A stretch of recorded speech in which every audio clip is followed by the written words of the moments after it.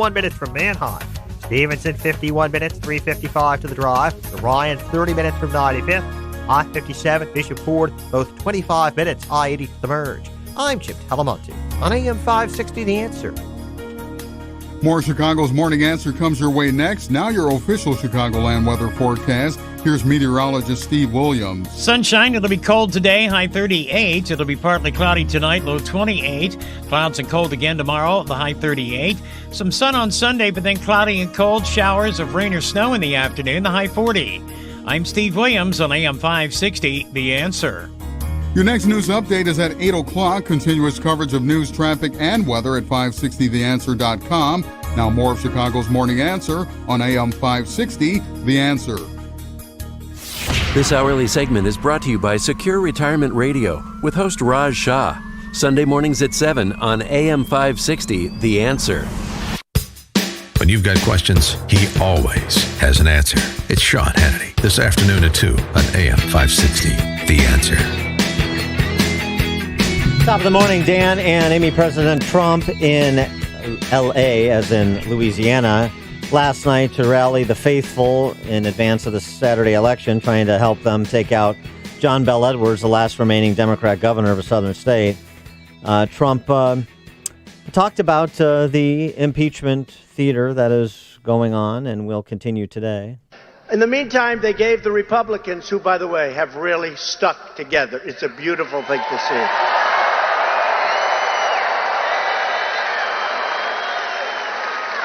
So we don't have rights to lawyers. We don't have rights to anything. We don't have rights to... It's the most incredible thing. But you know what? By them being so ridiculous, people see we've been taken away. Our due process has been taken away. But here's what we have. We have truth. We have the fact that everything is absolutely perfect. Perfect.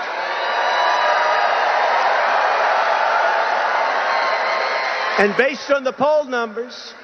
and other numbers, but based on the poll numbers, the people of this country aren't buying it. You see it, because we're going up and they're going down. Let's keep it going for a while. Let's keep it going for a while. Don't lean away from it, lean into it. Let's keep it going. For more on this, we're pleased to be joined by Doug Wead. He's a special assistant, was a special assistant to the president under George H.W. Bush, co-founder and original board member of Mercy Corps, and author of the new book, Inside the Trump White House, The Real Story of His Presidency, which is due out in about a week, but I presume you can pre-order on Amazon and all those places where you buy books these days. Doug, thanks so much for joining us. Appreciate it. Hi, thank you, Dan. Thanks for having me. So Trump, he resists until it becomes inevitable that this is going to take place, and then he leans into it to try and turn it to his advantage. Is that sort of what we're seeing here with impeachment? Yeah, I think he knows in a way this impeachment, he's inoculated against this impeachment because of Russian collusion. One of my big surprises in interviewing him and the family, Jared said Russian collusion was almost a blessing because it distracted the media with this ridiculous pursuit and allowed them to cut the regulations that they wouldn't otherwise have been able to do with the media hot on their trail and turn around the economy. Now, Russian collusion is providing a bit of inoculation against impeachment. I mean, you look at it and think, come on, give me a break. Speaking of Jared, what is the relationship that Jared and Ivanka have with other senior staff in the White House, and how that's evolved over changes in personnel of senior staff, but cabinet members, senior advisors, both domestically, probably more Ivanka, and in the foreign policy arena, probably more Jared? Yeah, Dan, that's a very astute question, and one that I had. I came away from extensive interviews with Ivanka and Jared both in their home and in their White House offices. I came away thinking that no, Jared and Ivanka are not using the president's using them. He's able to get information he otherwise wouldn't be able to get. He's able to move quicker by having them say and do things for him that the bureaucracy wouldn't allow.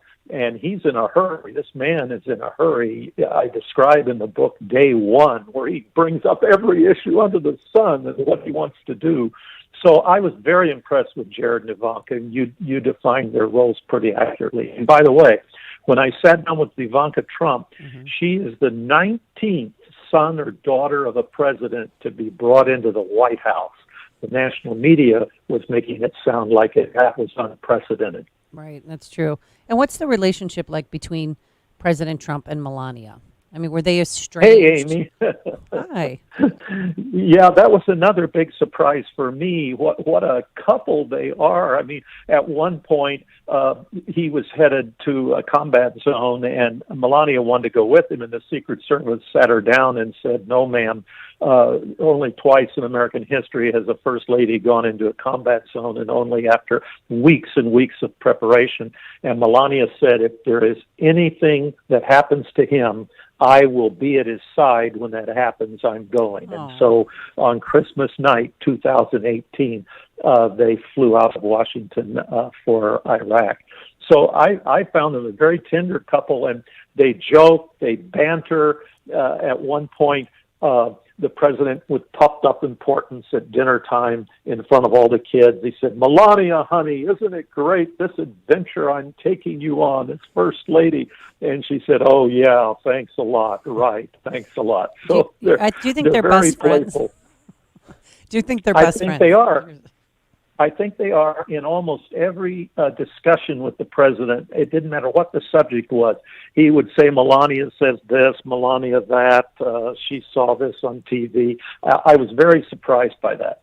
Now, I had a theory, and since you had like sort of unprecedented access to them over the last couple of years, interviewing family members, you'd be well positioned to confirm or deny this. My theory is that Barron Trump is running the whole operation, and everybody is just a front for Barron. Yeah, is that accurate? Yeah.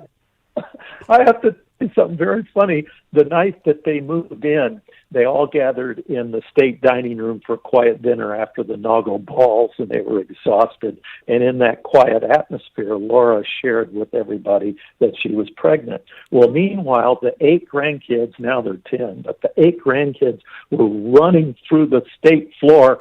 They were playing hide and go seek with Barron, and they were hiding behind drapes in the blue room and under chairs in the red room and screaming and laughing. And Barron was in charge of all this, their favorite uncle.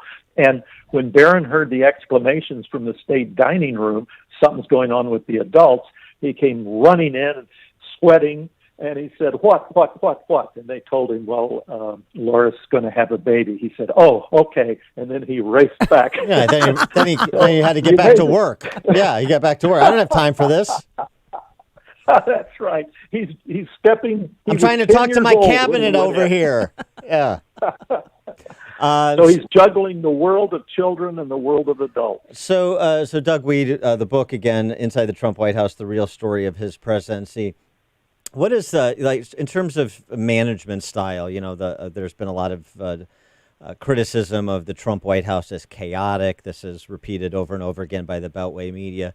In your interactions with the family and in the context of their day-to-day lives, there's always going to be some element of chaos. But do you find a president who is sort of firmly in control of his schedule and his agenda and the rationale behind both?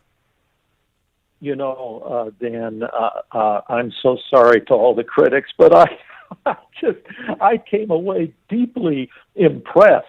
And I found online Sun Tzu said that chaos leads to opportunity.